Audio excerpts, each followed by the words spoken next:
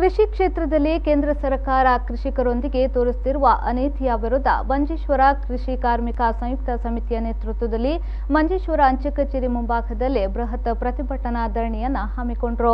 ಕೃಷಿ ವಲಯವನ್ನ ಸಂರಕ್ಷಿಸಬೇಕು, ಸಾರ್ವಜನಿಕ ವಲಯ ಖಾಸಗೀಕರಣವನ್ನ ನಿಲ್ಲಿಸಬೇಕು, ದೇಶದಾದ್ಯಂತ ಆರೋಗ್ಯ ಸಂರಕ್ಷಣೆ ಖಾತ್ರಿಗೊಳಿಸಿ ಉದ್ಯೋಗ ಖಾತ್ರಿ ಯೋಜನೆ ಸಂಬಳ 600 ರೂಪಾಯಿ ನಿಗದಿಪಡಿಸಬೇಕು ಹಾಗೂ ಇನ್ನಿತ್ಯಾದಿ ಬೇಡಿಕೆಗಳನ್ನು ಈಡೇರಿಸುವಂತೆ ಆಗ್ರಹಿಸಿ ಪ್ರತಿಭಟನೆ ನಡೆಸಿದರು.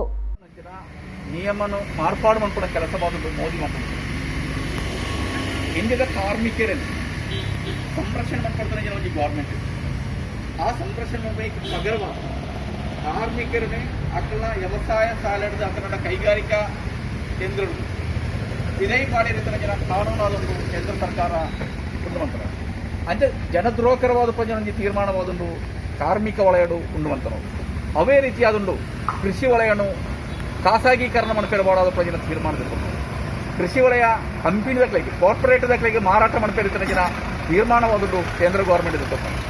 ಕಾರ್ಮಿಕರಿಗೆ ಕೃಷಿ ಕಾರ್ಮಿಕರಿಗೆ ರೈತರಿಗೆ ಕೊಡೋದು ನಾವು ಆ ಕೃಷಿ ಭೂಮಿನ ಅದೊಂದು ಇಡೀ ಕೇಂದ್ರ ಗೌರ್ಮೆಂಟ್ ವಿದೇಶಿ ಕಂಪನಿ ದಾಖಲೆಗೆ ಜನ ವಾಲ್ಮಾರ್ಟ್ ಲೆಕ್ಕ ಜನ ಕಾರ್ಗಿಲ್ ಲೆಕ್ಕ ಜನ ಕಂಪನಿ ದಾಖಲೆಗೆ ಮಾರಾಟ ಮಾಡ್ಪೇರಬಾರ್ದು ಅವ್ರು ಕೃಷಿ ಮಾಡ್ಪೇರಬಾರ್ದು ಕೂಡ ತೀರ್ಮಾನ ಕೇಂದ್ರ ಗೌರ್ಮೆಂಟ್ ಇರುತ್ತೆ. ಜನದ್ರೋಹಕರವಾದ ತೀರ್ಮಾನವಾದ